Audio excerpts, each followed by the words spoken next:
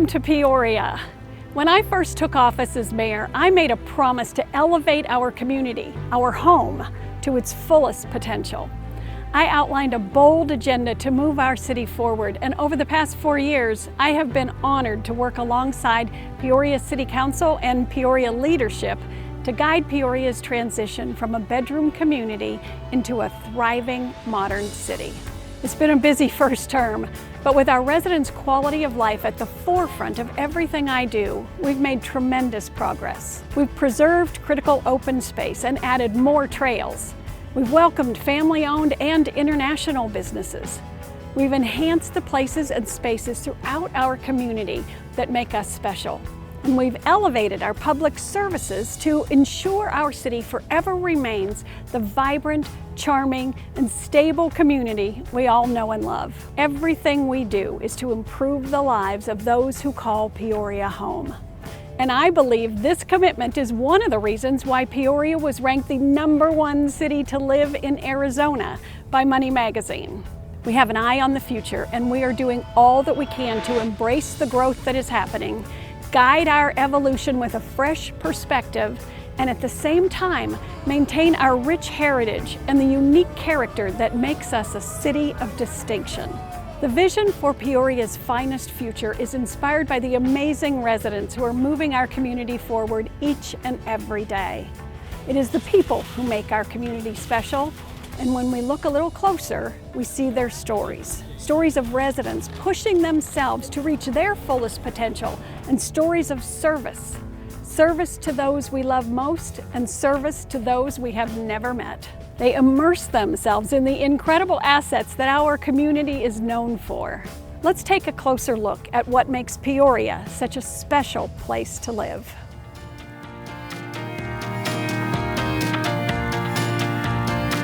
The Bicycle Club started 12 years ago when I moved here, and I sent out an email to the community and I said, hey, anybody want to do a ride? Because I wanted to do the MS ride, which has been kind of a pet charity project of mine. And so I sent out an email and we got 10 people to do the ride. Riding around Vistancia up and down is absolutely beautiful. And I've seen it evolve and grow. We started with 10 people, we have over 150 now. And of course, we've all gotten older over that period. But you know, we're still out there riding. And we have members. We have one member who's 82, and we have another one I think is 83. And we have cancer survivors, and they just keep on riding. We have people that are new coming in because Peoria is a growing area and Trilogy continues to grow. So we're very lucky to live in a community that's surrounded by people that support us, but also that we can continue to grow in and continue to ride in. With more than 150 members, the Trilogy Bicycle Club is a fantastic group of residents who are taking advantage of Peoria's friendly streets and open spaces. It all comes down to enjoying the outdoors, the weather year-round, the trails for hiking, biking, and all of the different activities that we offer in Peoria.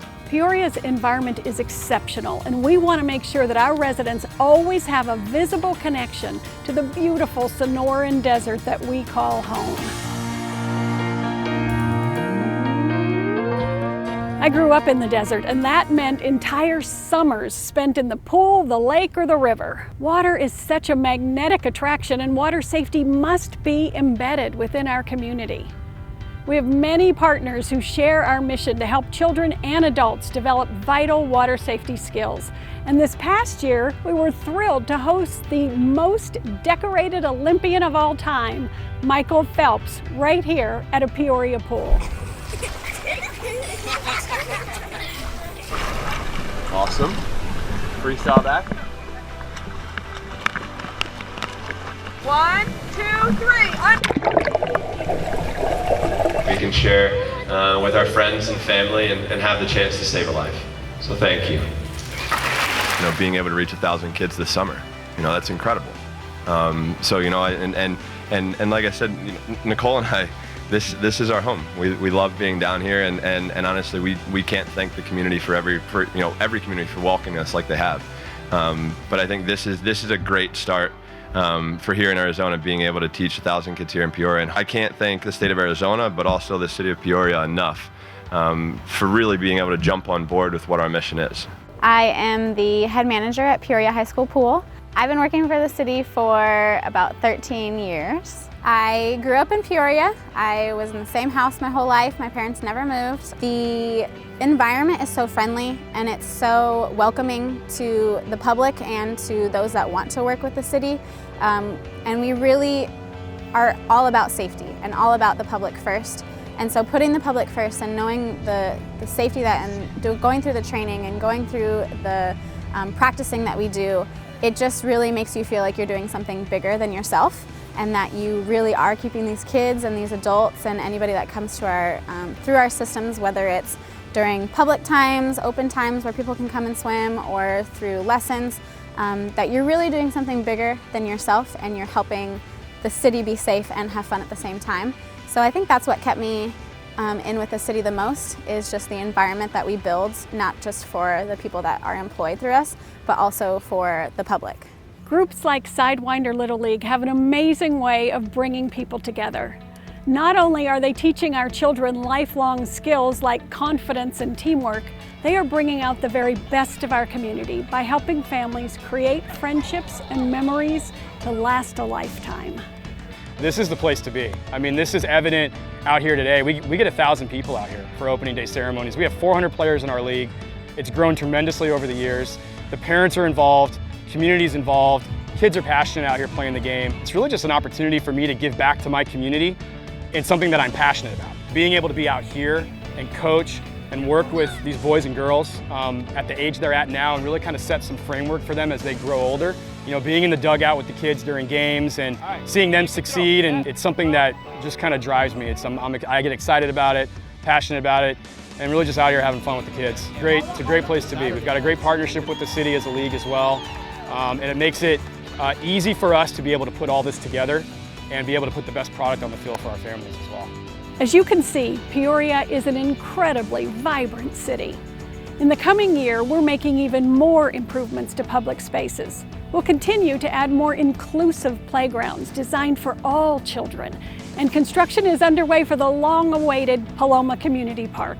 Our quality of life comes from being active and connected, and we are proud to work every day to create, protect, and enrich the inspirational backdrop for our residents' finest experiences.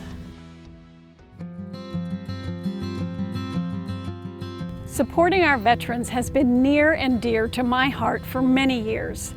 My father was proud of his service, and when I hear some of the stories of our residents, the heroes living right alongside us every day, I am compelled to show them how important their service is to me, to Peoria, and to our country. Over the last 4 years, it has been one of my greatest honors and priorities to enhance this memorial to ensure it forever serves as a place of healing, reunion, and reflection for our community. When I first was drafted, I was in the anti-aircraft artillery, which was connected with the Air Force. And I didn't fly planes, I shot them down, supposedly. And I used to watch bombers coming back from bombing missions, and you could theoretically see a plane with holes in the wings or someplace, you know, and they're still flying. Yeah, and it made you think. Probably the hardest thing for me was having to tell my mom I was going to go back to Vietnam. So that was tough. I served from 1966, 1970 in a Vietnam tour, back-to-back tour from 66 to 68. I served in the United States Marine Corps from 1988 to 2008, where I retired. I'm the first Marine in the family history. Everyone else had served in other branches of the service, from the Air Force to the Navy, you know, Army. All of our family members had served in some branch of the force, but I was the first Marine. Last year, Council and I renamed the Vietnam portion of our Veterans Memorial to the Senator John McCain Vietnam Veterans Memorial Plaza. Peoria's Veterans Memorial is here to show our veterans how much the city of Peoria appreciates their sacrifice and service to our nation. It's a symbol of our unyielding gratitude, and with the Vietnam Memorial expansion underway, this area will forever stand as a welcome home to those who've served. There's a lot of people here that got their name up there, and they're like me. They're just get excited and say, well, you know, we did the right thing. It's like there's a lot of ghosts in that wall that come out and try to say thank you, and it's kind of gets me. Some of the things that we've accomplished here at the park wouldn't have been accomplished in the time that we've done it had we not had the support of the mayor and the council members.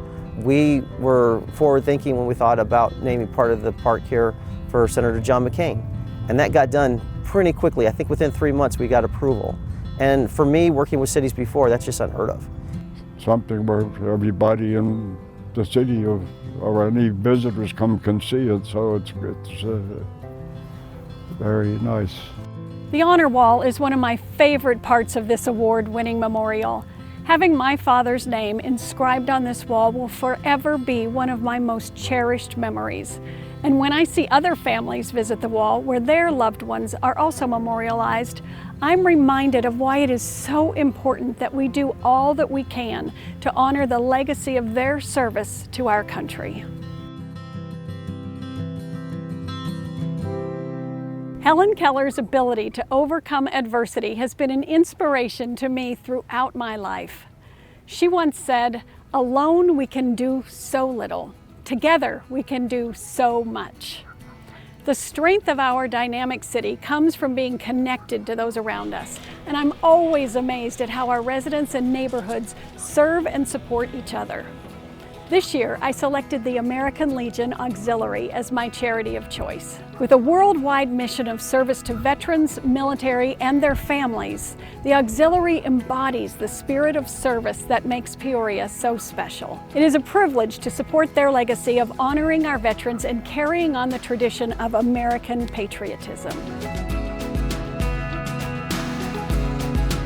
Residents Giving Back is a part of who we are as a community, and we have another special group devoted to making our world a better place. It's heartwarming to see these extraordinary volunteers giving their time and energy to truly make a difference. Food for Kids is the organization that feeds hungry children worldwide. 50% of all of the meals that we pack stay right here in the West Valley, the local food bank. 50% go back to Minnesota, and they're distributed around the world where necessary. We started 13 years ago in 2006. My brother from Minnesota had been doing it up there, and he suggested, he said, "Cal, start doing it down here." So that's how it all got started, with just a few people 13 years ago, and it's been growing every year. The people are wonderful. It's just a friendly community. If you go and see other programs, the way they work, this is simply the best. If you do want to be involved, it's so easy to be involved in this community. It's incredible to see the connections that exist all throughout our community. People supporting people and neighborhoods supporting neighborhoods. Keeping our residents connected is important. Whether it's enjoying time on our trails or using our growing transit opportunities like the new 83rd Avenue bus route or POGO, we are always looking for ways to keep our residents connected. Peoria is always working to make our city better. Several years ago, I said I wanted to implement changes that connected our residents, north, south, east, and west, and got them where they wanted to go safely, securely, and comfortably. Over the past 4 years, we've made amazing progress enhancing these core services, but we haven't stopped there. Every investment we make into our police and fire medical departments is purposeful. The result of giving our first responders all the resources they need to do their jobs is a heartwarming culture of compassion and service, far beyond the call of duty. When you talk about above and beyond, these are things that officers do almost on a daily basis. So sometime in December, they went on a check the welfare call of an elderly lady.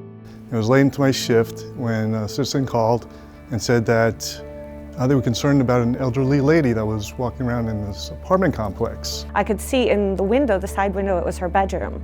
And the blinds are open, but she was sleeping on a mattress that was on the floor. And that kind of disturbed me. I felt like she was very vulnerable. And so we knocked on the door and we waited, and she woke up. She welcomed us in. She's like, "Come in, come in, come in." It was a TV that wasn't hooked up, on the floor, and in her little bedroom was a mattress on the floor. She had no clothing, no money. She had an ID, a few other miscellaneous pieces of paper. We're starting to ask her questions, and she's saying that she has a son. He brought her here. So I called him. He just dropped her off there at the apartment complex. We expressed our concerns that we were having, and he said that she was fine. She was living here. He dropped her off a month ago. Her rent is paid up, and that she's got a friend who's going to take care of her and come and visit with her. Made contact with that person, and they said they had no intention of taking care of her. We spoke to the son on the phone. We expressed to him the dangers of leaving an elderly person alone. He told us in return that she does have the start of Alzheimer's. He said that we should just leave her alone, that we should stop interfering with the whole situation. So we weren't going to just stand by and wait for something to happen to her. We cooked up a meal for her. She really wanted us to just hang out with her and talk with her and stay with her and visit with her. And we knew that she was really lonely. We asked for the victim's assistance upstairs here at the PD to help us out. And Officer Hoffman was able to also incorporate a separate agency to help us out.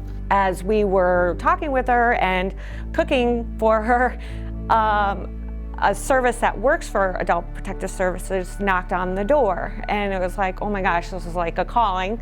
And they came in and they said that they place elderly people in homes, or they try to. So we're like, oh, this is awesome. This group home reduced their fees. We looked at it, we checked it out.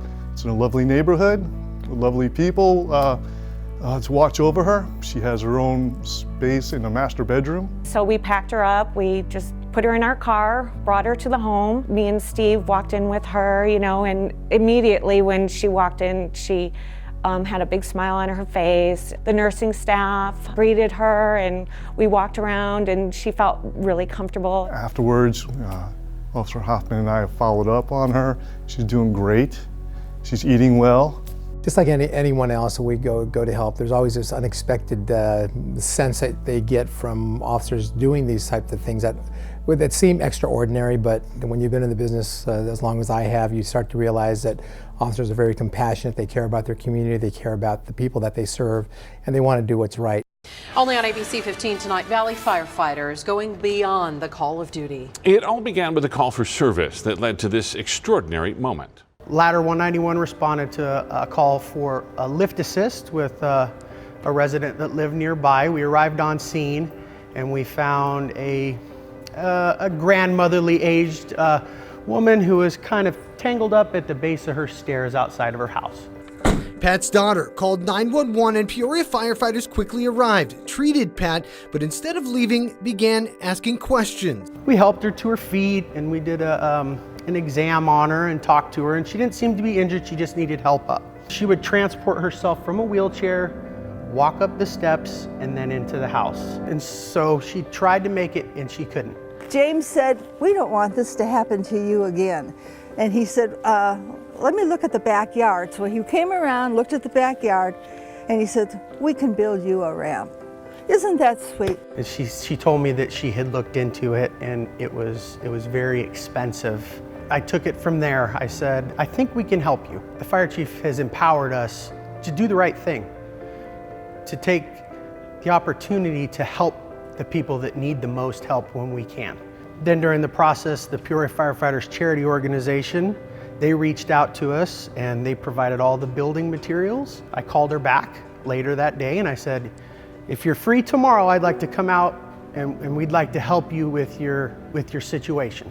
That's what I became a firefighter for, is to take the opportunity to help people in need, whether that's a 911 emergency, life and death situation, or things like this. And especially because our fire chiefs empowered us, like I said, to be able to take the opportunity to do the right thing. What I would like to do, I'm able to do. Captain Neely and his crew are kind of the example to the rest of the department of what we expect from their service as they go and go to a call. But the whole department is a wonderful department. We have wonderful people that kind of, as I always say, came from the factory that way. with a lot of compassion and wanting to help however they can or however they have to. When we interview for firefighters, that's one of the characteristics that we look for is compassion. That's one thing that you can't teach. And from there, I just encourage them and empower them to go out and do good things, however that may have to happen. Living in a safe city and feeling secure is a hallmark of Peoria's premier quality of life. Public safety is one of our most important priorities, and we are fully committed to ensuring our first responders have the tools and resources they need to serve and protect Peoria families. The ambulance service here for fire medical has impacted immensely in several ways. One is that it has shortened the response times. So as our fire stations are strategically placed around the city to reduce response times, is every second counts when you're talking about saving a life. And so along with that now is the ambulance, and we reduce the amount of time to get an ambulance to the scene. The other advantage is that we have firefighters in our ambulance, which we can easily move around, and continuity of care can continue very easily. We truly care about our communities, and we have a lot of support and a lot of help, and we're able to do a lot of good things, and I think it makes everyone feel good. As Peoria grows into a world-class city, we remain vigilant, protecting our safety and security so we can maintain the small town feel that we all know and love. We are proud to be a city that is equipped to meet the demands of today's economy and the demands of the future. A thriving, complete city has many different and interconnected parts, all working to make the community the absolute best that it can be. Since I took office, I've been focused on an aggressive economic development strategy. I want to attract employers that make sense for our residents, businesses to provide high-quality jobs close to home. This all goes back to quality of life. Less time on the roads means more time with our families and more time enjoying the great lifestyle that Peoria is known for. This means that we have to be thoughtful about how we embrace growth, doing all that we can to guide private development in ways that elevate our community to meet the expectations of our residents. In my first term, I'm pleased to report that we've made a lot of progress. We've invested in up-and-coming districts to help these areas realize their fullest potential. Street paintings, murals, and life-size musical instruments enhance the focus on revitalizing the extraordinary history that exists in Old Town. We've welcomed businesses who are preserving history, such as Driftwood Coffee, who took over the original lumber yard in Peoria. And we're also excited to welcome transformative businesses that will create a new history, such as Maricopa Integrated Health Systems. That new state-of-the-art facility is currently under construction. Our efforts to add purposefully targeted improvements to the P83 area are also paying off. This district has amazing energy and excitement and is filled with several new chef-driven restaurants. With the addition of the award-winning Huntington University to the P83 district, the Peoria Small Business Development Center, and Peoria Forward, our partnership with ASU, not only have we welcomed several great businesses and ventures to the area, we've developed quality partnerships who are here to support our residents and our business community for the long term.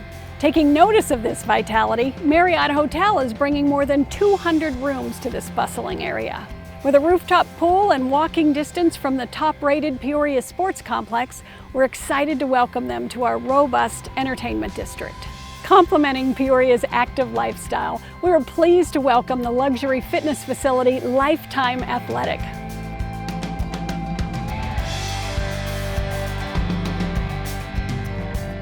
Over the last few years, we've led many targeted improvements to encourage private investments into our community. It's exciting to see businesses sharing our enthusiasm to elevate our city. Commercial Investment Real Estate Equity, the group managing the Park West Plaza, announced their multi-million-dollar investment to bring enhancements to this popular lifestyle center, drawing new businesses and chef-driven restaurants such as Forever 21, Cold Beer and Cheeseburgers, the Creamistry, the Sicilian Butcher, and the Sicilian Baker Cannoli Bar and Market. We know that Peoria is the place for opportunity, and we are thrilled to welcome these new businesses to our city. What an amazing city Peoria is, and I feel so blessed to represent the folks who live here. It's exciting to see the area take shape as a unique destination for families, friends, and businesses.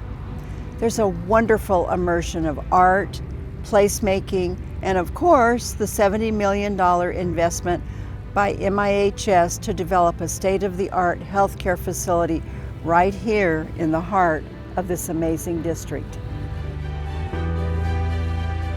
Peoria is a city like no other. Our strength comes from the people who call Peoria home. We want to ensure that residents today and those of tomorrow have the opportunity to live their best lives. Fortunately, we are in a really unique point in time, a time that allows us to take hold of how we envision our future. Through thoughtful and stable leadership and constantly improving services and amenities, we are infusing new energy into our community in ways that some never thought possible. It's exciting to watch Peoria's transformation unfolding right in front of us, and it's exciting to see people take notice. Families and businesses from all over the country and all over the world are moving here because of our resort-like quality of life and safe neighborhoods. We've prioritized the amenities our residents cherish most, and today our city is connected, vibrant, and thriving. In Peoria, our residents have the opportunity to feel a part of something larger, and we are honored to be the city where anyone's greatest story can begin.